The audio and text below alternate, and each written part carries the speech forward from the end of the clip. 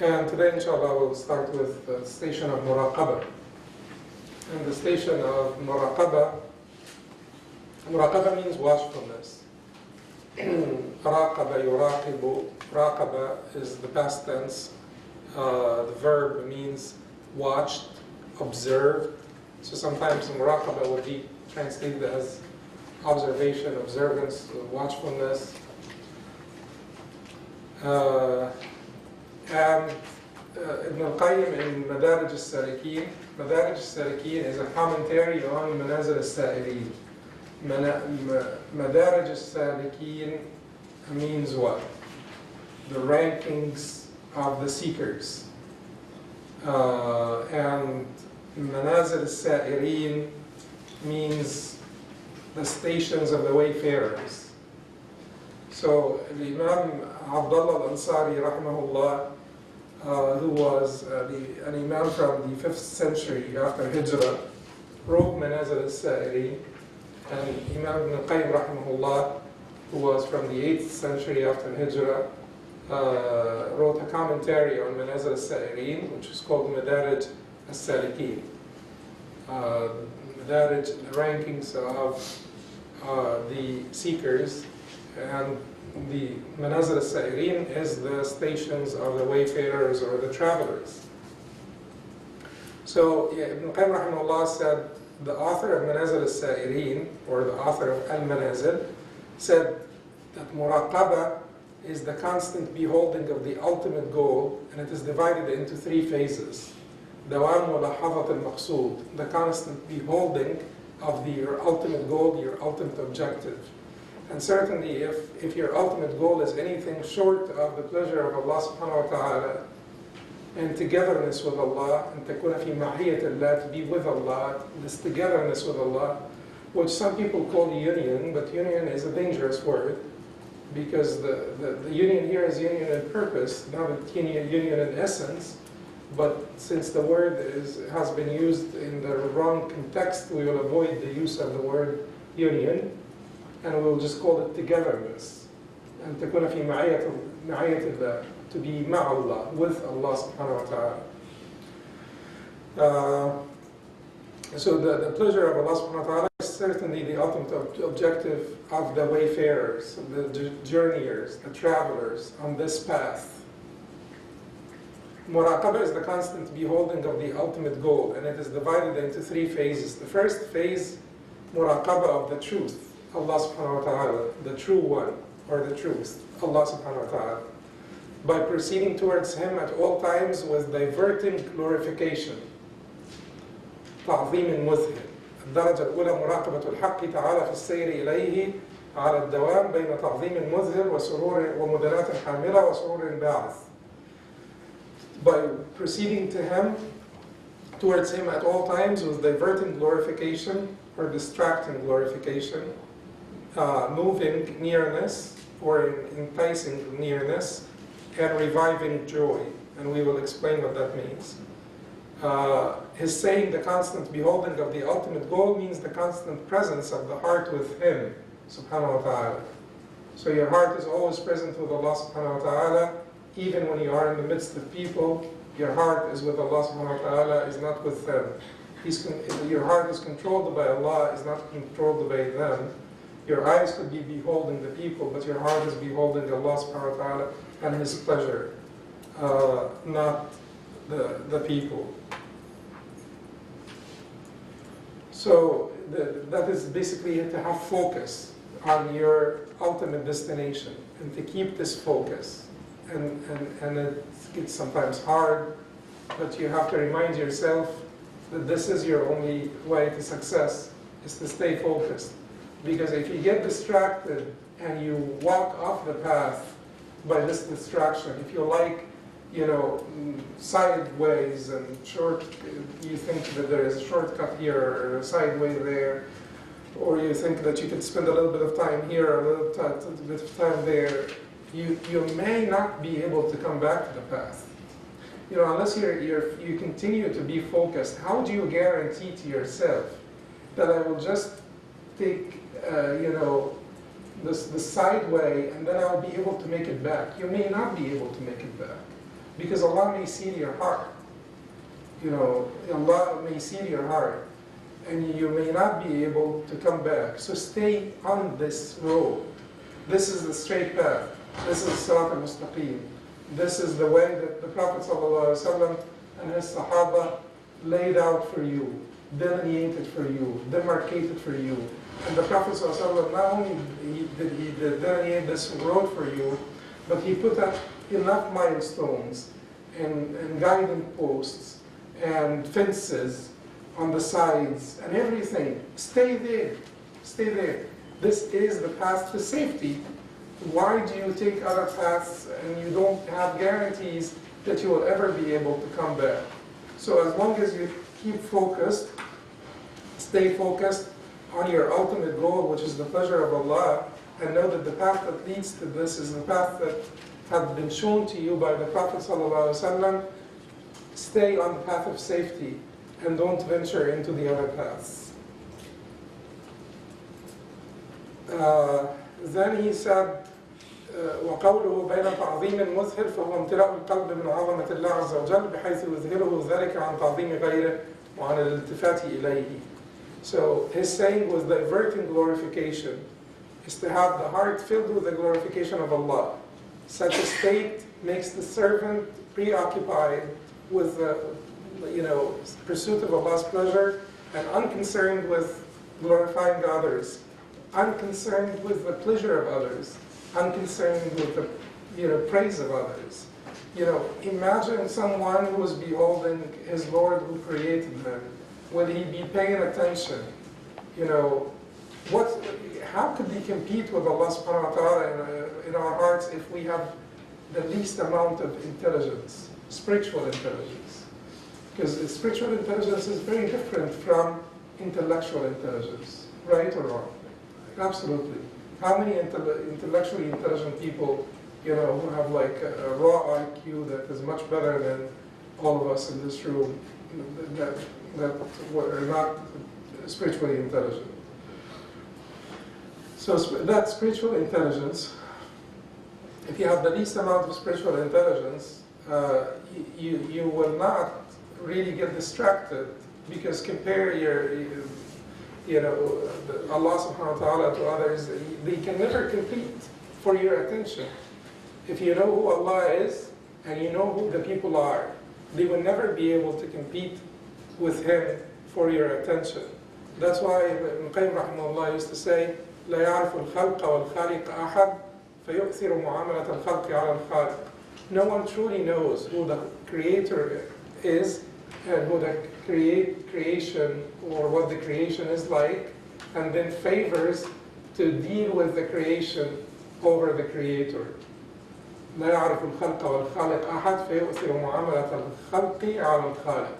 So if you truly know who the Creator is, if you truly know the greatness of the Creator and the mercy of the Creator and the compassion of the Creator, then you would never seek to interact or to transact with the creation over transacting with Him subhanahu wa ta'ala. So no deed will be corrupted with impurities of intention.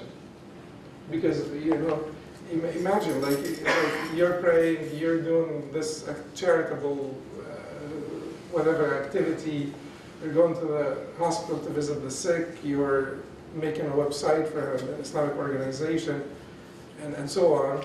And then you either take your full reward from Allah subhanahu wa ta'ala, or your heart starts to like swerve away from that focus and be sort of distracted by, so-and-so would like this, or I will get praised, or I'll get recognized, or people will say I'm good, or pious, or smart, or handsome, or whatever, or cool, or anything. It depends on your phase in life, but they're all the same thing. So sometimes you think that teenagers are ridiculous because they act a certain, like they do the hair in a certain way, or they dress in a certain way. we're just as ridiculous as they are, because they're competing for people's attention. You're doing the same thing, but you do it in a different way.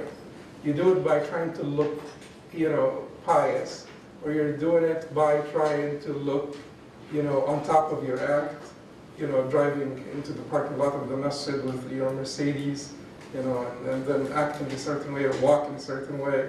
You're on top of your act, you're on top of your world. You're doing the same thing that teenagers are doing, but you're doing it in a different way. But basically, at the core of it, it is just the same thing. You want people's attention. You want people to think of you as different, distinguished, superior, better. So it's quite childish, isn't it? But we don't recognize that it is childish. Why? Because the rest of adults around us are doing it. And they may be all childish. But you label certain acts childish because they are done by teenagers. And you think that, how foolish is this and stuff. And you're just as foolish. Because you're actually paying attention to all of those people who have no power. And the difference between Allah subhanahu wa ta'ala and the creation is not just that Allah subhanahu wa ta'ala is all capable, but Allah subhanahu wa ta'ala is also al-wadud, all compassionate. And the people who are capable may not be compassionate. And people who are compassionate may not be capable. And even if they are capable, their capability is limited. And if they are compassionate, their compassion also has limits and bounds. So after all, we just want to go back and ask ourselves, how am I doing this? Or why am I doing this? Or isn't this like foolish of me or childish of me to want anything, to want any recognition, any praise, any reward, any gains other than His pleasure subhanahu wa ta'ala. So this diverting glorification, you glorify Allah, Allah is exalted and glorified much in your heart that diverts you from thinking of anything else, paying attention to anything else, wanting, seeking, pursuing any other gains. But all you need is closeness to Him, subhanahu wa ta'ala. So then he says, so with glorifying others, I'm concerned with glorifying others or paying attention to them. A servant should always maintain this state of glorification, especially when his heart is in the presence or remembrance of Allah. Being with Allah inevitably leads to nearness and love. And if these are not associated with glorification, they may lead one outside of the limits of servitude. Because we said that servitude is a mixture between the submission and love. And if you lose one of the two limbs of servitude, then you are outside of the bounds of servitude. So if it is submission without love, you're outside the bounds of servitude. If it is love without submission, you're outside of the bounds of servitude. So there is a statement from one of the righteous women, and we don't know if this truly reported, if she truly said it or not. But if she said it, she is a righteous woman. The statement is wrong, and she is a righteous woman. And that is what we need to train ourselves to be able to recognize that the statement could be wrong, and the speaker could be like a righteous person, like a very good righteous person. So this statement is reported from Rabbi al-Adawiyya, who was a very righteous person from the 2nd century after Hijrah. And in that statement, where it was reported that she said that, "Oh God, I don't worship you out of fear from you or out of hope in your reward, but out of love." And the way of the righteous predecessors and the greatest of all, which are the Sahaba, and the way of the prophets, Allah subhanahu wa ta'ala described them as supplicating to Him, رَغَبًا وَرَهَبًا, with hope and fear. With hope and fear. So if the prophets supplicate to Allah subhanahu wa ta'ala رَغَبًا وَرَهَبًا, with hope and fear, then certainly those are our role models. So we worship Allah with all of this combined, but the dominant feeling is love. The dominant feeling is love. But we don't forget the glorification of Allah subhanahu wa ta'ala, otherwise you transgress. Because Allah is unlike, your mother, your wife, where the feeling could be purely love without fear, without, due glorification. You don't necessarily glorify your wife. You could love your wife, but you don't, or your husband, but you don't glorify them.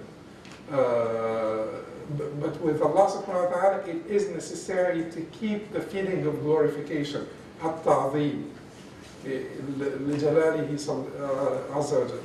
So you keep this feeling inside you, because the love and intimacy could result in some ru'una, or some imprudence in dealing with Allah subhanahu wa ta'ala. So it is love mixed with glorification.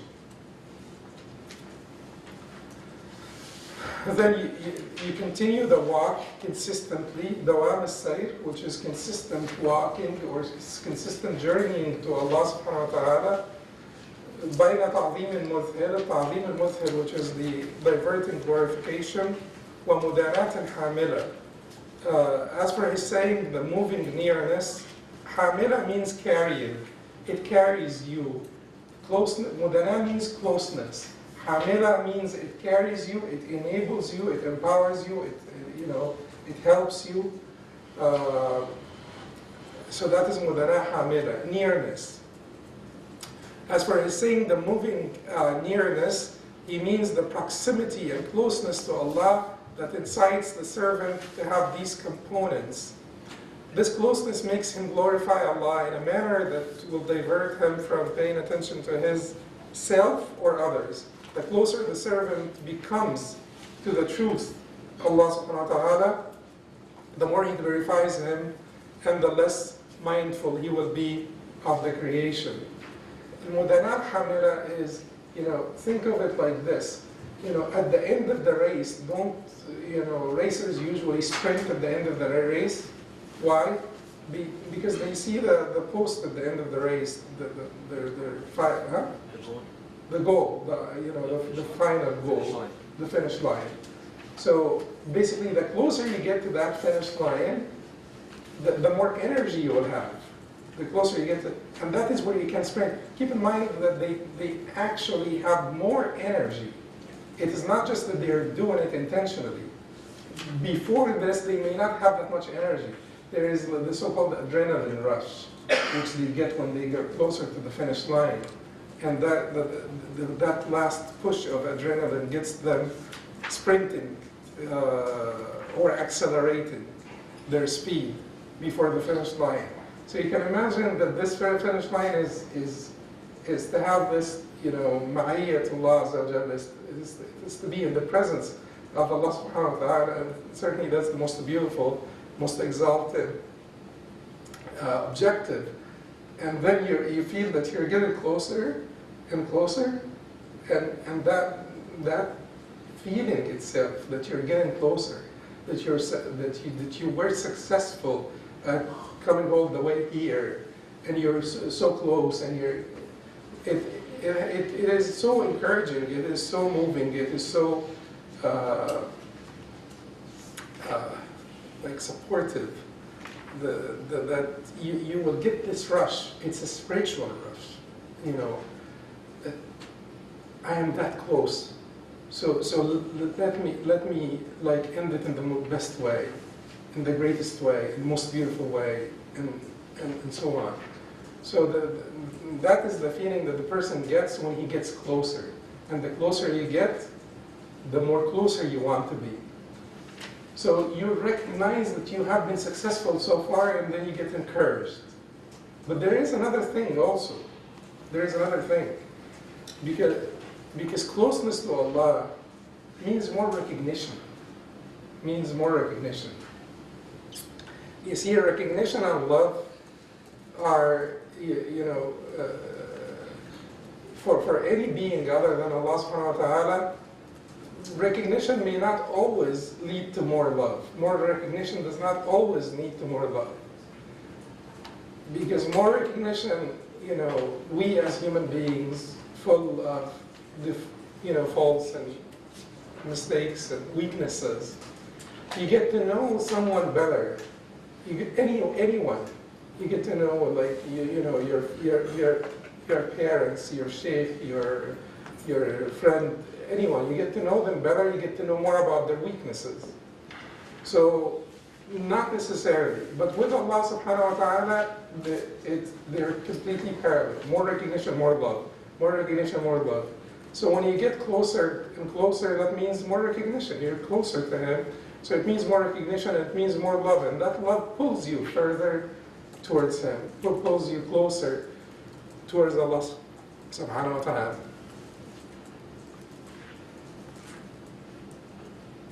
So that is al-mudarat hamida. And then he said, so you continue your walk, your journey to Allah subhanahu wa ta'ala in the midst of this diverting glorification and moving nearness or proximity, closeness. وَسُرُورٍ بَعْث. And then he said, as for the reviving joy, it is the happiness and glorification as well as the delight of one who finds in this nearness, or the delight one would find in this nearness, or one finds in this nearness. This nearness, to Allah subhanahu wa ta'ala gives you that happiness, inner peace, delight, sweetness, that once you taste it, you can't turn your back to it. Once people, taste it, truly taste it, they cannot turn their back to it. That's why Abu Sufyan said but not everyone tasted it. Not everyone who claims to be Muslim tasted it. Not everyone who has a beard tasted it. Not everyone who goes to the masjid tasted it. So, so Abu Sufyan said to Herakl, when Herakl asked Abu Sufyan, does anyone go back into this belief? He was asking him about the companions of the Prophet ﷺ. So Herakl was asking Abu Sufyan about the Prophet ﷺ and his companions. And he said to him, هل يرتد أحد منهم سقطة لدينه? Does anyone of them go back into this belief out of resentment of their deen or out of resentment of this new deen? And Abu Sufyan said to him, no. Abu Sufyan said to him, no, they don't.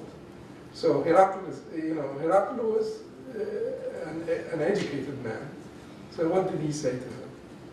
He said, وَكَذَلِكَ الْإِيمَانِ إِذَا خَالَطَتْ حَلَاوَتُهُ بَشَاشَةَ الْقُلُوبِ. Likewise, when the sweetness of Iman mixes with the hearts, that is what happens when the sweetness of Iman mixes with the hearts. He said that is what happens when the sweetness of Iman, even Herakl knew this, or the Roman Caesar. So that is what happens when the sweetness of Iman mixes with the hearts. You can't go back. You can't turn your back. You can't walk away.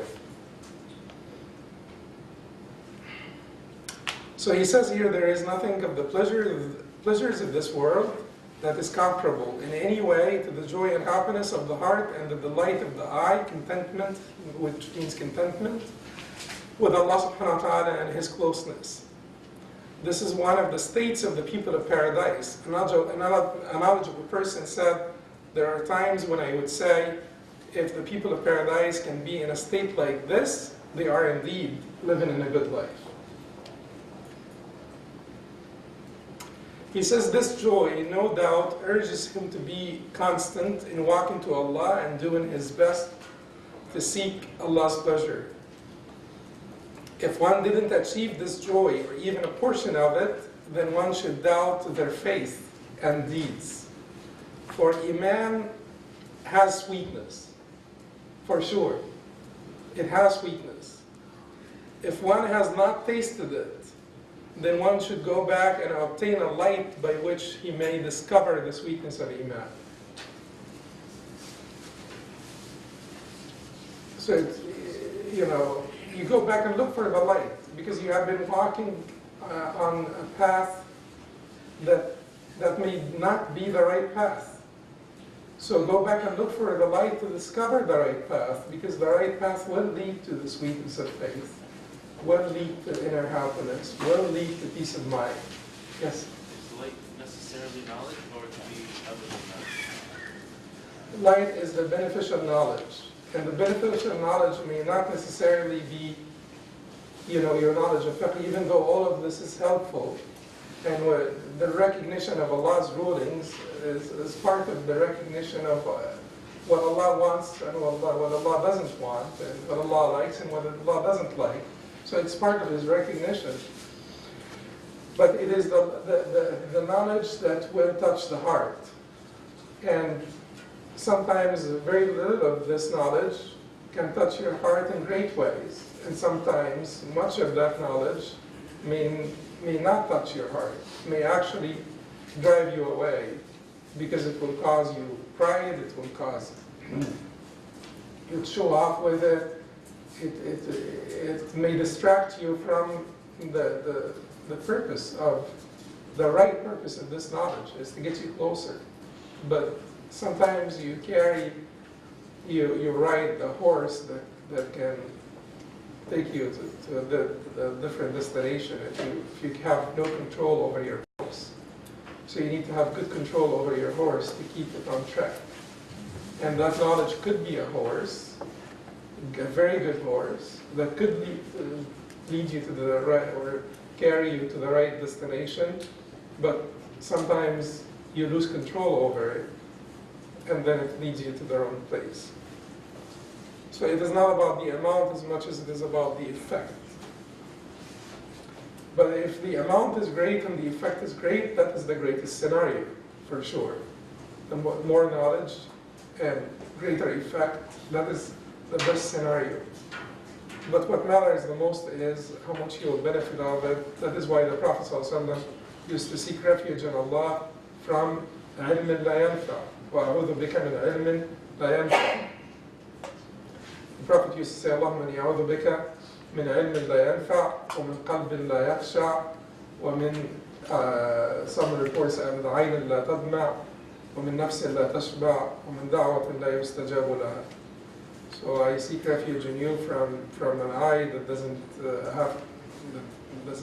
have tears, from a heart that doesn't have khushu' or humbleness, from knowledge that doesn't benefit, that is of no benefit, from a soul that does not reach satiety, or that's always greedy, and from a da'wah that will not be answered, because the da'wah that is not answered is an indication that you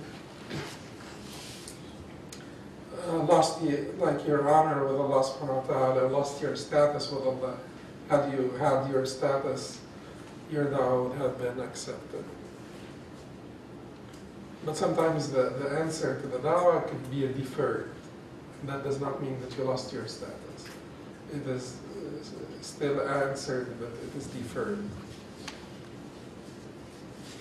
So he says here that whoever does not find that sweetness must go back and look for a light, to look for it. And he said that the Prophet ﷺ mentioned tasting and finding the sweetness of faith, which is al-dhawq wal-wajd. Dhawq is tasting and al-wajd is finding. So the hadith of Al-Abbas, radiallahu anhu, the uncle of the Prophet ﷺ, he said, certainly he had tasted faith, he who is content with Allah subhanahu wa ta'ala as his Lord, Islam as his religion, and Muhammad as his messenger, sallallahu alayhi wa sallam. Tasted faith. So the hadith here says that it has a taste, and the hadith of Anas, the following hadith, that of Anas, tells us that that taste is sweet.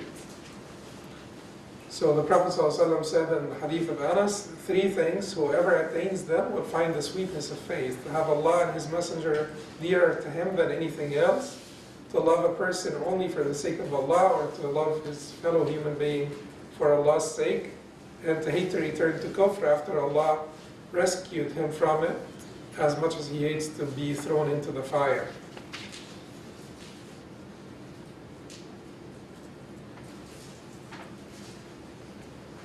And part of this also, because we really need to be cognizant of this, because we live in trying times and difficult times.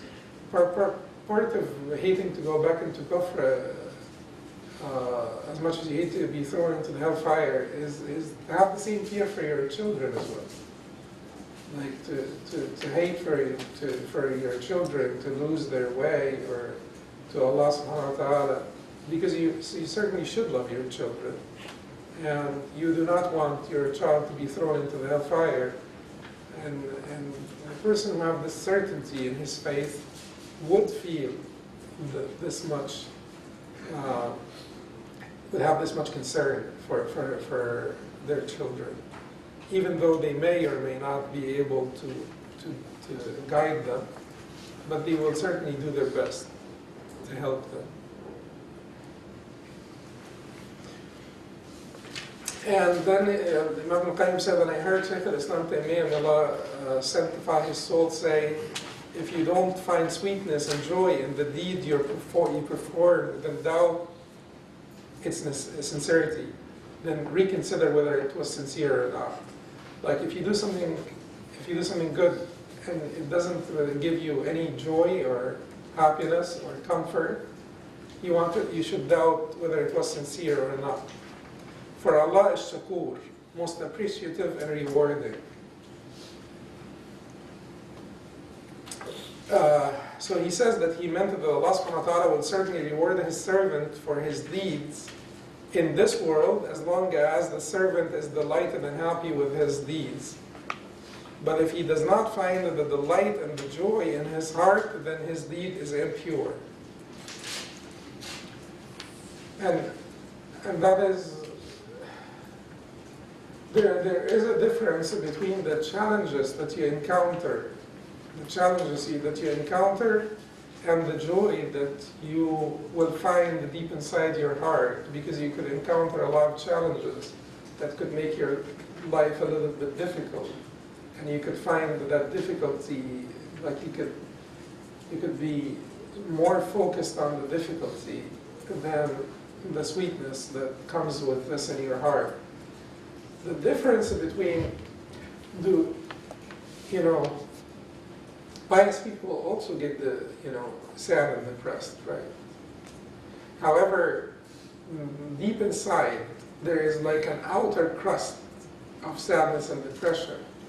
But deep inside, there is a reservoir of strength, certainty, tranquility, joy, that they need to tap into it. Sometimes the crust could be thick, and you may find it difficult to tap into that reservoir that you have inside, because there is like so much happening. But they should know that ultimately, if they are pious and they are, devoted to Allah subhanahu wa ta'ala, ultimately there is this reservoir that you need to tap into it. Regardless of the thickness of the crust, just know that for sure, just dig a little bit deeper and you will get there. But sometimes we give up. So don't think that the reservoir does not exist, because you have been overwhelmed by challenges, difficulties in your life that would make you sometimes feel that I truly have such a difficult life. And that could make you sometimes depressed and saddened. The Prophet ﷺ used to get depressed at times, but certainly that for him was quite different from the cause behind this for him was quite different from ours. Allah subhanahu wa ta'ala said, فَلَعَلَّكَ بَاخِعٌ نَفْسَكَ أَلَّا يَكُونُوا مُؤْمِنِينَ إِنَّ نَشَأْ نُنَزِّلْ عَلَيْهِم مِّنَ السَّمَاءِ آيَةً فَظَلَّتْ أَعْنَاقُهُمْ لَهَا خَاضِعِينَ. You're about to destroy yourself out of grief that they are not accepting faith. So that is what Allah said to the Prophet ﷺ. So Allah is telling the Prophet, you shouldn't. Why are you doing this? You should not. You're doing your best, and that is all that you're required to do. So don't destroy yourself out of grief for them. Allah will guide them if He wants. إن نشأ ننزل عليهم من السماء آية فظلت أعناقهم لها خاضعين. If we want, we would bring down a sign from the heavens that would make their necks in submission, that will make them in full submission, meaning that will make them in full submission. So, but that, certainly we may get depressed for multitudes of other reasons, sometimes extremely silly reasons. Like one of the Mashaykh told me that a man came to him and said that I'm really depressed and sad and so on. I think I'm going to lose my career. It was like a physician who was going through some hardship. And he said to the Shaykh that, like this, the major part behind the sadness and depression is that he encountered some financial difficulties, and yet he has savings that would suffice his family, himself and his family, for 3 years. So he said to him, the Shaykh said to him, do you mean 3 years here in America or back home? Because there's... No, he said, no, here in America. So Shaykh says so to live the way you're living now, you have savings that will enable you to live the same way you're living now for 3 years? And he said, and yes. And the Shaykh said, SubhanAllah. The Shaykh said that this is, aren't you concerned about this? Aren't you concerned about your concern? Your concern should make you concerned. If you have concern, despite the fact that you have savings that are sufficient for 3 years, and you are still concerned whether Allah will provide for you after the 3 years or not. I mean, if it is so pressing that you don't have food for tomorrow, maybe you would say you don't have the certainty of the Sahaba. If the Sahaba did not have for food for tomorrow, they would sleep, assured and not anxious. And Allah will provide for us. لو توكلتم على الله حق توكله لرزقكم كما يرزق الطير تغدو خماصا وتروح بطانا. If you rely on Allah as you should, He will provide for you as He provides for the birds. They go out in the morning empty stomach, or with empty stomachs, and they return back home in the evening with full stomachs.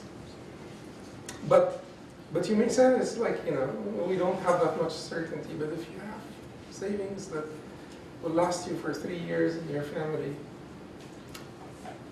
so this should make us concerned. But the Prophet's concerns were different concerns. Yet, he would give it, like very distressed. So getting distressed, and I'm saying all of this because I know that many of you get distressed. You and I, we all get distressed often. Don't think that since I get distressed, I don't have the sweetness of faith. Because like I said, this may be the outer crust, and all you need to do is to dig a little deeper for the reservoir, that's deeper down there, of the joy, strength, certainty, comfort, contentment, and so on.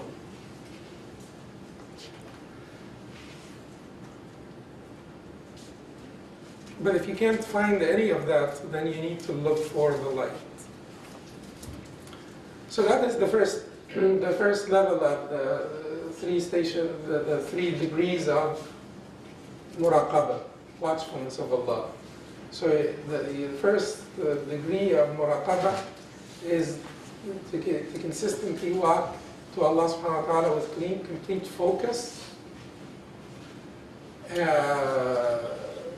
on your objective, which is the pleasure of Allah subhanahu wa ta'ala, amidst feelings of diverting glorification, moving nearness, and reviving joy. The second degree, which is a higher degree of muraqabah, is to observe Allah's observation of you and that is by rejecting interferences, by shunning and any rejection and disrupting the imprudence of forming barriers. This is an observation of Allah's watchfulness over you. So it's observation of a particular attribute, and it warrants safeguarding the interior and exterior. Okay, well let's try to make a little bit more, make this a little easier. So the مراقبة نظر الحق إليك, to watch Allah's watching you. برفض المعارضة. المعارضة is opposition. To basically shun every form of opposition. بالإعراض عن الاعتراض, by denouncing any form of rejection. ونقد رعونة في التعرض, and being clear of the imprudence of interferences.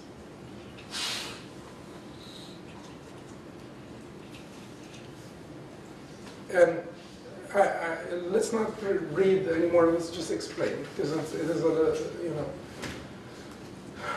Basically, he said that you should, al-mu'arada, which is opposition, to be in opposition with Allah subhanahu wa ta'ala. How do you stay away from that, from any form of opposition? By al-i'rad an al-i'tirad. You quit objecting, you quit rejecting. And how do you reject? And how do you object? And so ultimately you are in opposition with Allah. Well, Allah subhanahu wa ta'ala revealed this book to us. And Allah said, وَتَمَّتْ كَلِمَةُ رَبِّكَ صِدْقًا وَعَدْلًا. The word of your Lord, the speech of your Lord, has been fulfilled in complete truth and justice. In complete truth and justice. Why is that? Why does Allah say, or did Allah say in complete truth and justice? Because the speech of anyone is of two kinds, imperative and declarative, right?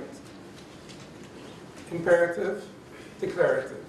Imperative is commands and prohibitions. When you're getting, commanded or prohibited from something, that is imperative speech.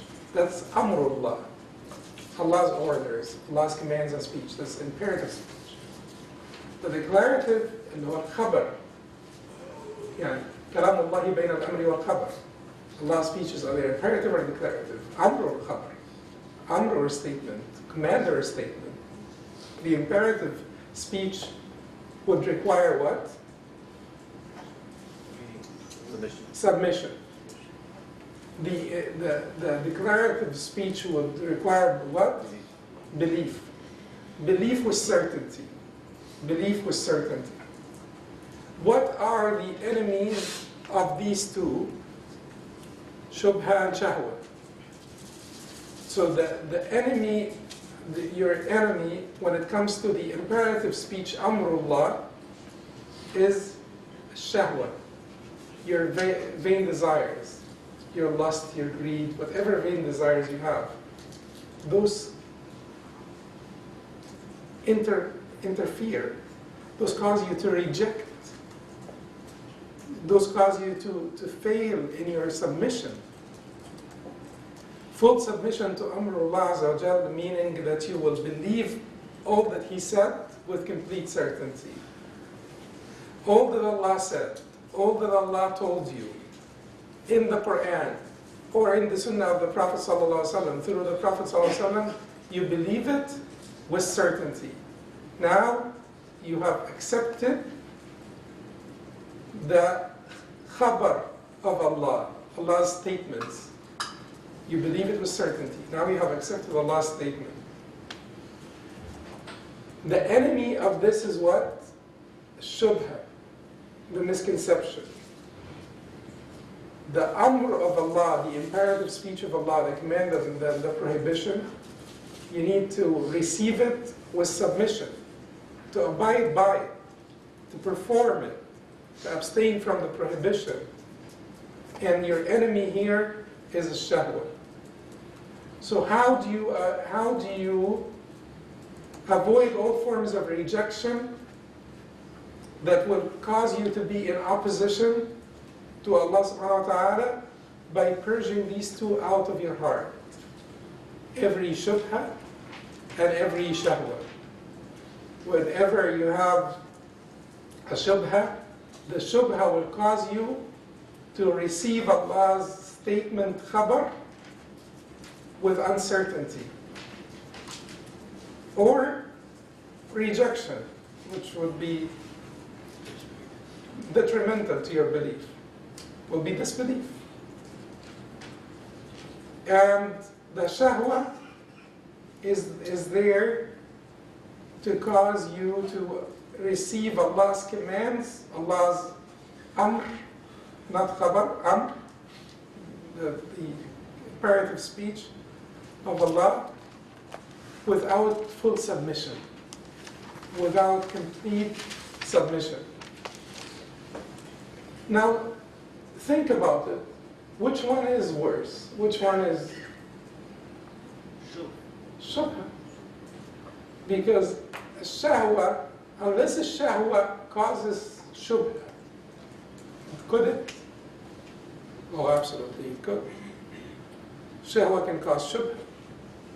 Because the shahwa is your vanity, your desires, your lust, your greed. Sometimes people worship their desires. Have you not seen the one who took for God his own desires? And some people do this. So some people have moral weakness. And then you tell them that Allah subhanahu wa ta'ala wants this of you, or wants that of you, or commands you to do this, or prohibits you from that. And because of their moral weakness and their inability to resist the shahwa in their hearts, they reject the command. The asi will say, inshallah, I'll try, as long as he says, inshallah, I'll try, I am certain of Allah's command being good and being for my best interest and so on. But then he fails, and he's, Allah subhanahu wa ta'ala is most merciful with the asi. So you fall, he helps you to rise. So as long as you're not objecting, as long as you're not saying, no, but that doesn't make sense to me, and why should I, wear hijab, for instance, or why should I quit doing this or quit doing that, or this is how you make money, this is how you do it. As long as you're not objective, and you fall, and you show humbleness to Allah subhanahu wa ta'ala, help me rise, and then He helps you up, and then you carry on, and then you fall once again, and because He's most merciful, He helps you come up and rise, and then carry on. Once the shahwa pushes you to have shubha because of your moral weakness, and then you start to philosophize why this is right, what I am doing is right, and what I am commanded to do is wrong, is outdated, doesn't suit our times, is not making sense to me. I will only, I only believe things when I, get convinced or when they make sense to me. You tell them, well, look, this is right there. It's explicit statement of Allah subhanahu wa ta'ala in the Quran. It's a matter of agreement. It's this, that, and they don't get convinced. That is when the shahwa caused you a shubha. And that shubha, when you truly act upon the shubha, if the shubha is something that is, there in your mind, and you're trying to resist it, and you're trying to figure out, how do you find someone to give me a good answer to this matter, or so on. That is you don't get punished for this. But once you start to act upon your shubha, speak of your shubha, adopt it, defend the shubha itself, then you have been completely destroyed. So shubha is ultimately worse than shahwa, but the shahwa could lead to shubha because people who have moral weakness, they're sometimes too proud to acknowledge their moral weakness. So they tend to philosophize it. No, I'm not morally weak, but this command is not making sense, or this prohibition is not making sense. So to remove all forms of objection that will result in your opposition of Allah, being in opposition with Allah subhanahu wa ta'ala, they said that you have to remove from your heart كل شبهة تعارض خبرك وكل شهوة تعارض أمرك وكل حب يزاحم حبك. That you have to remove from your heart every shubha that interferes with his statements, and every shahwa that interferes with his commands, and every love that competes with his love, and every love that competes with his love. Go back to where we were. When we talked about Ubudiyyah, we said you have two limbs for Ubudiyyah. And those limbs are the complete love and adoration, and complete submission, humility, subjugation. So basically, when you purge out all of the shubuhat and the shahawat, you're still missing something here. The love. You purged out all of the shubuhat and shahawat, so you have belief, in his khabar. You believe his akhbar, his statements, and you submit to his commands. So you have the submission part of Ubudiyyah, but you're missing one part that is important, which is al-hubb. And that hubb, or that love, is not like any other love, because Allah does not accept partners. Any love that will compete with His love, any love that will compete with Allah's love, is dangerous and is like the shubha and the shahwa. It also needs to be purged out of your heart. It also needs to be taken care of immediately before it causes you ruin and destruction. And that love that competes with His love could be the love of anything. Yes? Would you consider this to be the worst one out of three? The love for something that's competing with love of Allah? The love that exceeds, the idea here is it depends also on the level. But certainly, once the love of anything exceeds His love, then you're ruined. Once the love of anything exceeds your love for Him.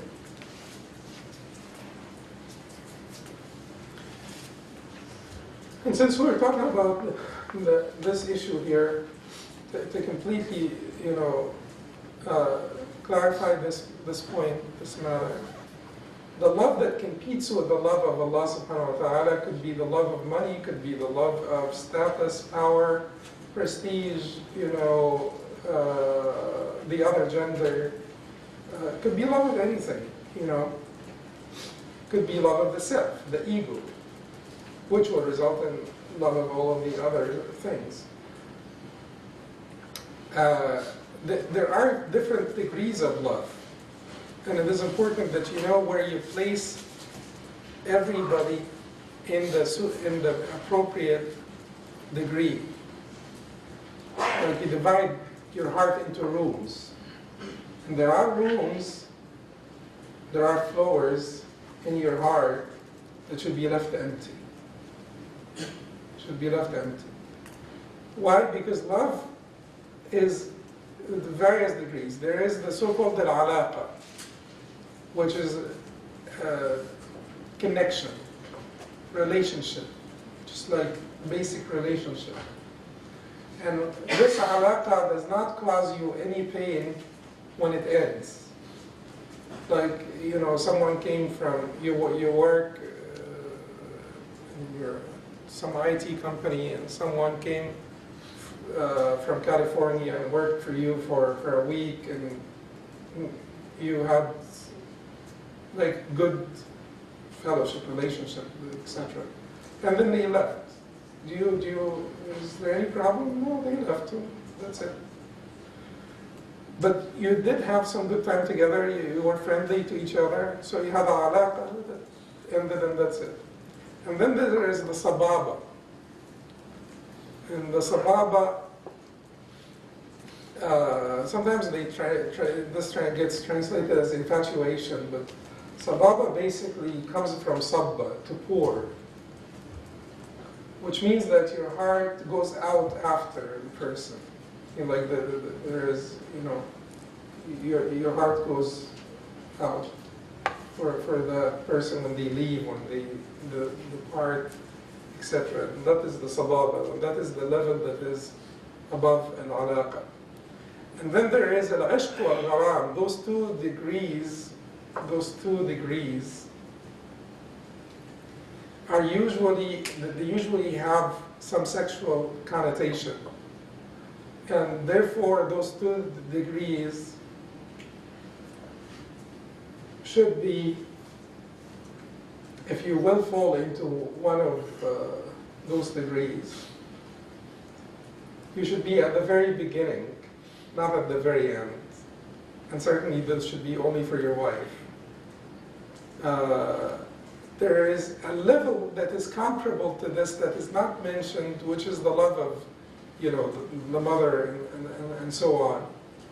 This should be comparable to this, but a different form of love. It's a different form of love. But you have a degree here between the sababa. Sababa is when you've been working with this fellow for 4 or 5 years, and you're very good friends, and you're this or that, or your aunt is leaving, or something, you know, but there is like a stronger relationship, and then you feel some pain when they leave. And then the ishq and gharam and the comparable degrees that don't have sexual connotations, this is when you feel some devastation when the relationship ends or when they leave. When the relationship ends or when they leave, you feel some degree of devastation. And it depends on how devastated you want to be. So if you keep this at the lower levels, even for a spouse, you keep it at the lower levels so that you don't get devastated if something wrong happens. Completely devastated if something wrong happens. And then there is a layer above this which is called the tatayyum. And sometimes they translate this as total enthrallment. But let us explain it. Tatayyum is when you are enslaved to the beloved. Enslaved to the beloved. Like when you're the slave of your loved ones. And that does not belong to anyone but Allah subhanahu wa ta'ala. That should not, you know, no one should be allowed there into this level of love except Allah subhanahu wa ta'ala. So but keep some margin of safety. So anyone that will get into the lower levels, the third or the fourth levels in your heart, keep them down. Not close to the fifth and highest level of tatayyum, or being enslaved to the beloved. And if you reach the point where you feel that you are enslaved to your spouse, whether it's wife or husband, then you're getting into shirk. You're getting into shirk. Basically, your wife tells you, I want this. Allah tells you, you shouldn't have that. And you say, well, go ahead and do it. Because my wife will get, upset or disappointed or something. If the same applies to the husband. Because لا طاعة لمخلوق في معصية الخالق. There is no ta'ah, there is no obedience for any creation at the expense of disobeying the Creator, whether this creation is husband, father, mother, anyone. So it is extremely important that we be moderate in our love, so that we don't get devastated, and so that there is no love that is competing with Allah's love in our hearts. Because if you could very easily allow the love of people to compete with Allah's love in your heart. And that is when you are putting your iman, your faith in danger. And that is why the Prophet ﷺ said, أحبب من أحببت هونا ما عسى أن يكون بغيضك يوما ما وأبغض من أبغضت هونا ما عسى أن يكون حبيبك يوما ما. So love those whom you love with moderation, they may be your foes one day. Hate those whom you hate with moderation, they may become your loved ones one day. So be moderate in your love and in your hate. This was reported from the Prophet and from Ali radiallahu anhu. Some people, even the one that is reported from the Prophet sallallahu in Tirmidhi is sound. So it's an acceptable chain of narration. And it was also reported from Ali, but traceable all the way up to the Prophet ﷺ, as we said. So love those whom you love with moderation, they may be your foes one day. Hate those whom you hate with moderation, they may become your loved ones one day. And moderation means to love them and to be dutiful to them, but to keep them far away from the love of Allah subhanahu wa ta'ala, so there is no confusion of roles here whatsoever between khalq wal khaliq, the creation and the creator. Someone? Yeah. Chevron. And maybe we'll take questions on, when is the break now? After 10 minutes? Yeah. Okay, so we'll just take questions and then break. If you're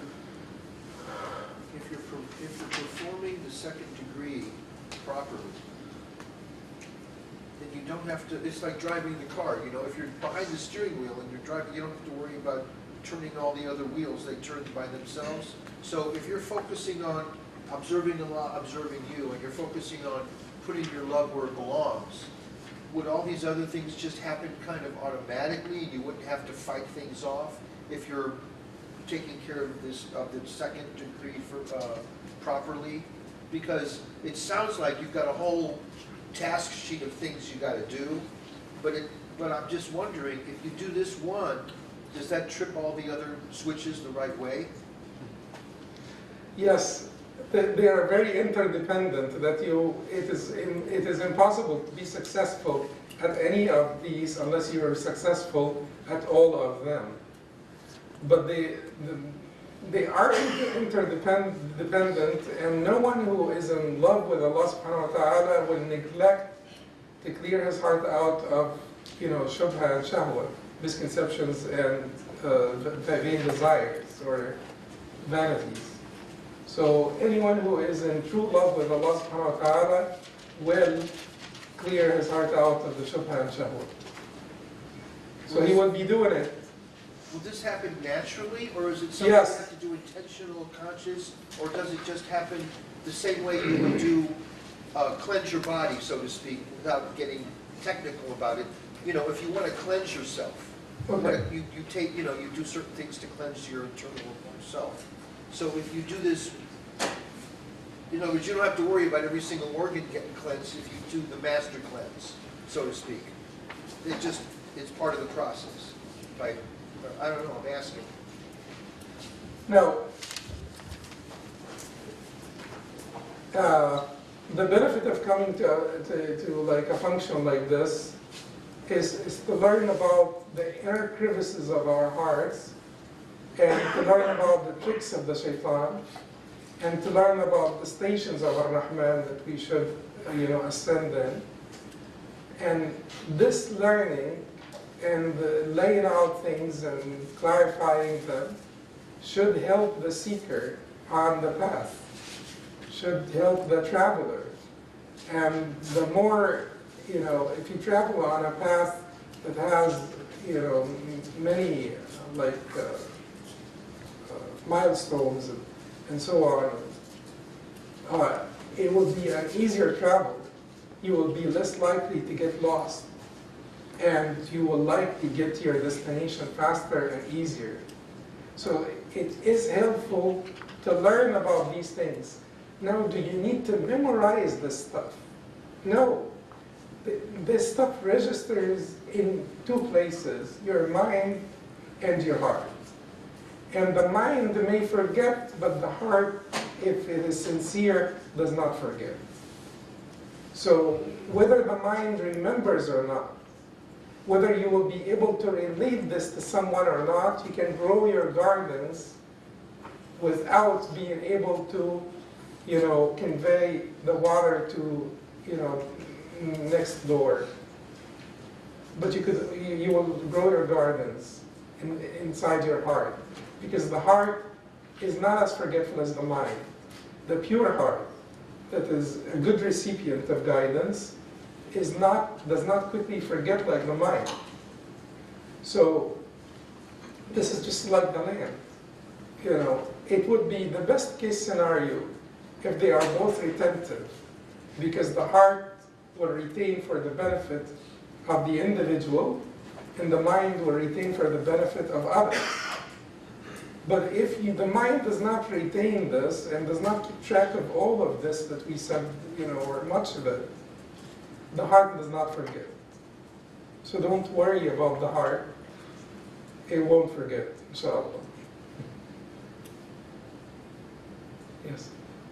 So what I understood that it's permissible to have the 3 first stages in the heart of halaqa and salama, and the al-ishq wal-gharam in a moderate, with a moderate amount, right?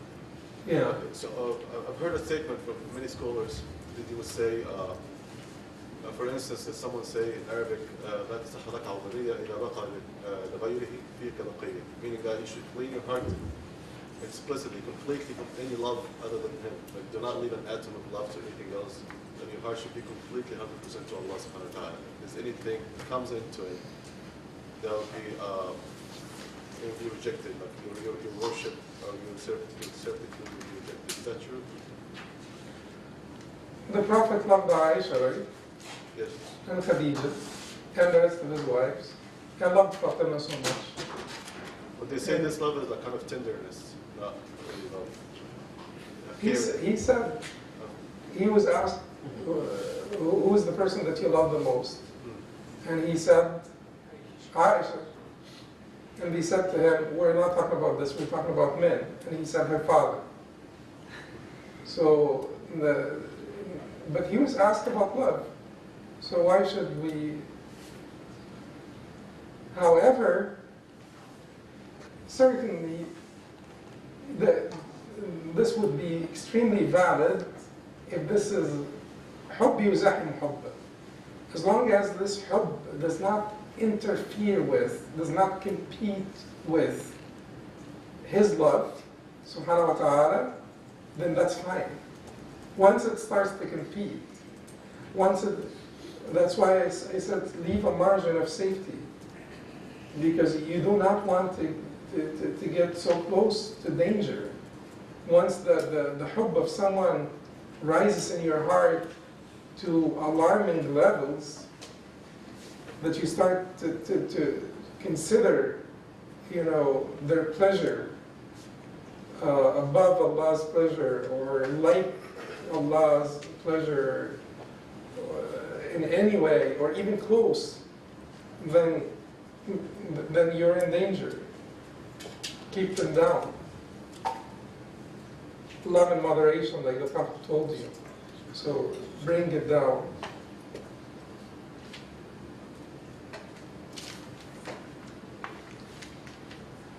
Where do you draw the line between not being enslaved to the beloved and detachment, which is difficult to build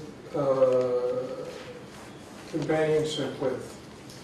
Practically speaking, what should a marital relationship look like when it is hard to love your spouse for the sake of Allah because the spouse is not committed to loving Allah? And that's a dilemma. So if anyone who's married to someone who loves Allah, he should appreciate this so much, and he should be so expressive of this appreciation, because if he could only know what it means to have this conflict inside your heart if he's married to someone who does not love Allah. So part of the appreciation of this is that you express it to your spouse. And express it by actions and statements, because the expression by action is even more important than expression by statements. But may Allah help out the people who fall into this dilemma. Anyway, there are two different types of love. There is love that is natural, and there is love that is shara'i. Natural is called jibilli, and the love that is shara'i is religious love. The love that you work on, that you try to promote, that you actively promote in your heart, and take care of, and sustain, and work on, nurturing it, is the love that you're required to have for Allah, His Messenger, and the believers. Now, the love that comes natural with, our humanity, you love those that are kind to you, you love those who love you, you love your spouse. Because Allah subhanahu wa ta'ala said in the Quran, وَمِنْ آيَاتِهِ أَنْ خَلَقَ لَكُمْ أَزْوَاجًا لِتَسْكُنُوا إِلَيْهَا وَجَعَلَ بَيْنَكُمْ مَوَدَّةً وَرَحْمَةً. It's one of His signs that He created for you from yourselves mates to indwell with in peace and tranquility, and He put between you compassion and mercy.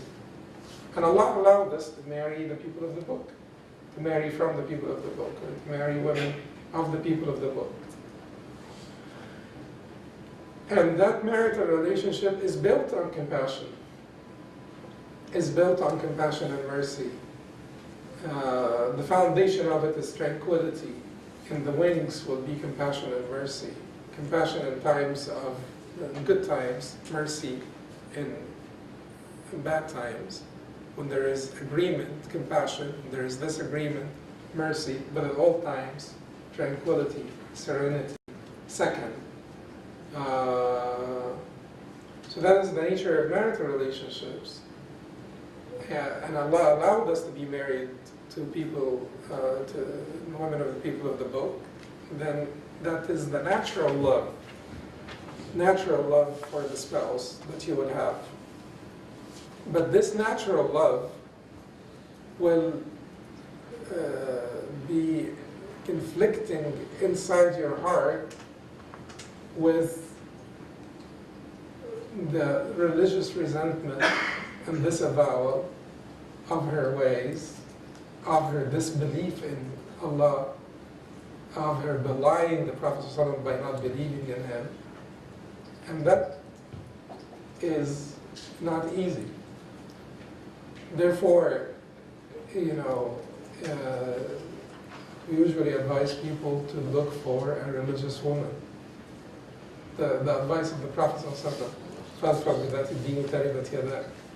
marry the religious one. What does taribat yadak mean? Because, the Prophet ﷺ said, تنكح المرأة لأربع لمالها وجمالها وحسبها ودينها فاظفر بذات الدين تربت يدك.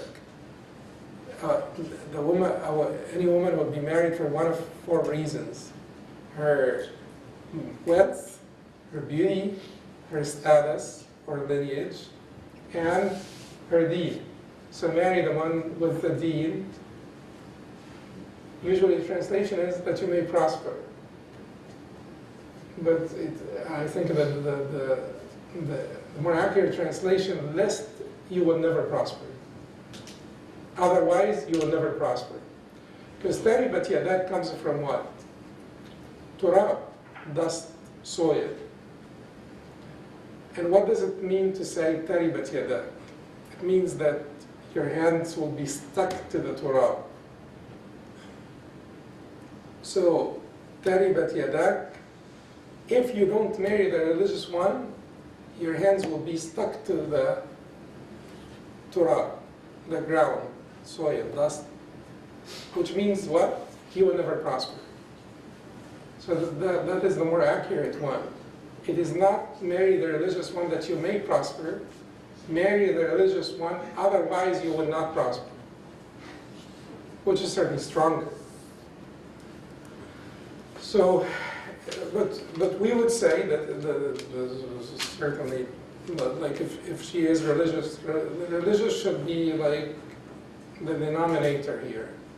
You add to this anything else, that's good. You add to the other ones, they're not necessarily rejected or anything for the other reasons, the wealth, the beauty, the status, but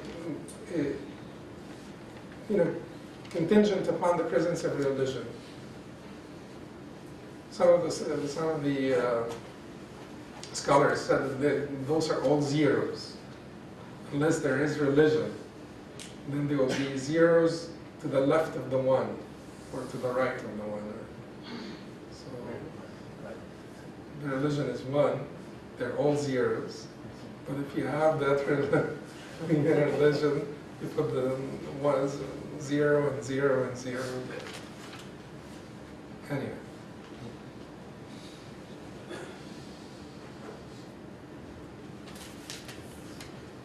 So how can we contextualize Allah's love into an emotion/feeling in our heart rather than just a thought/statement, or by just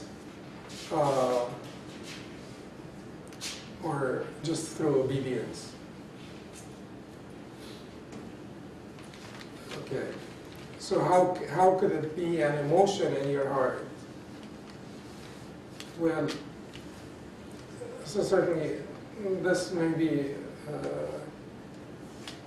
good for a seminar, but certainly this requires contemplation, requires thoughtfulness. Think of the beauty of Allah. Because why do you love people? Why do you love anyone? Why do you love anyone? Why would you love anyone?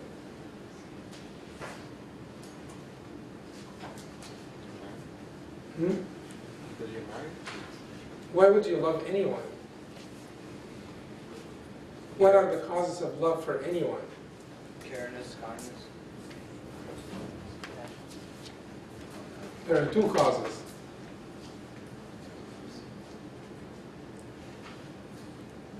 What should for you? What they do for you and for their own merit. So, don't you love Umar radiallahu anhu? Although Umar did so much for you, but it is indirect, so you don't feel it, it's not tangible. But you love Umar for the magnanimity of his character, for the greatness, the justice, the mercy, all of this combined in the character of one human being. So you love Umar radiallahu anhu even though you have never had direct interaction with Umar radiallahu anhu. So that is loving for one's character, merit, and so on. And the other reason for love is for the relationship with you, for their kindness towards you.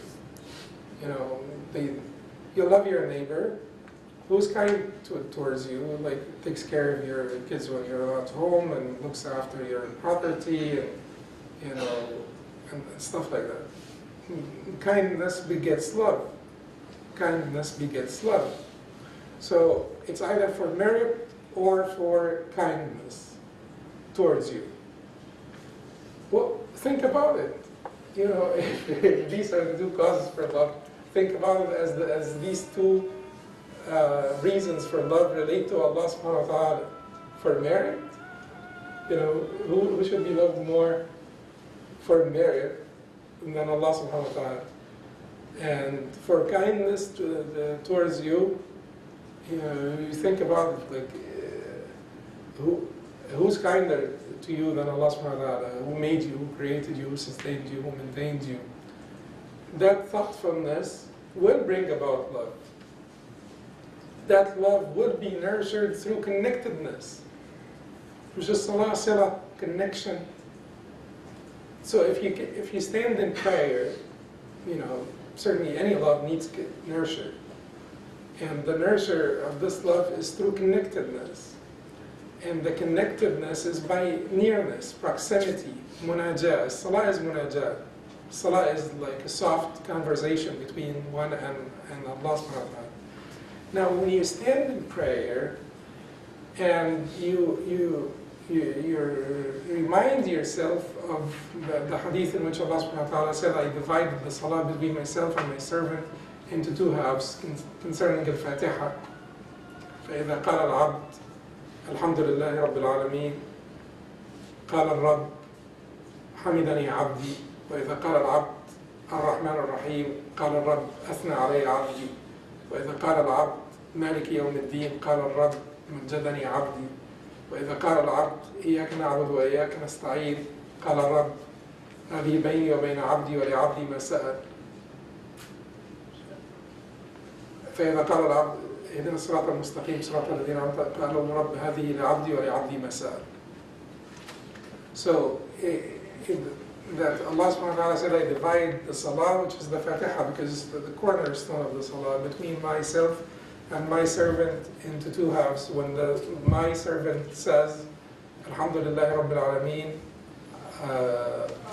the Lord says, my servant thanked me. And when my servant thanks, it says, Rahman ar-Rahim, the Lord says, my servant praised me. Athna alay abd. And when the Abd says, Malik Yawmiddin, the Lord says, my servant glorified me. And when the servant says, Iyaka na'budu wa iyaka nasta'in, the Lord says, this is between me and my servant. This is basically the definition of the relationship between us and Allah subhanahu wa ta'ala. Only you do we worship, and only you do we seek help from. From us, worship. From you, help, support, sustenance, everything. And then Allah said, this is between me and my servant, and for my servant is whatever he asks for. Granted. Granted to my servant whatever he asks for. So when the servant says, Ihdina as-sirata al-mustaqim, Allah will say, this is my servant's request, and it is granted. Basically, there is a huge difference between standing in prayer and reciting this thoughtlessly, and standing in prayer and thinking that you're actually conversing with Allah. Thinking of the hadith in which the Prophet ﷺ says that Allah subhanahu wa ta'ala ar-Rahman yansib wajhahu ila wajhi kama lam taltafit. That Allah subhanahu wa ta'ala looks at you as long as you don't turn around, turn away. You know, this is not only with your vision, it's also with your heart. You're not turning away from Allah by distraction, you know, whichever form of distraction. So this love that is warranted by all means through merit and through kindness will be nurtured by connectedness with Allah subhanahu wa ta'ala. But that connectedness with Allah, you need to do the work. You need to do the work. And once you have done this, you will find that this becomes, you know, an emotion, irresistible emotion. You know, that it's not stoppable. The love of Allah subhanahu wa ta'ala will become certainty, an emotion, not just a thought, and not just, an act of obedience. Very bad. Okay.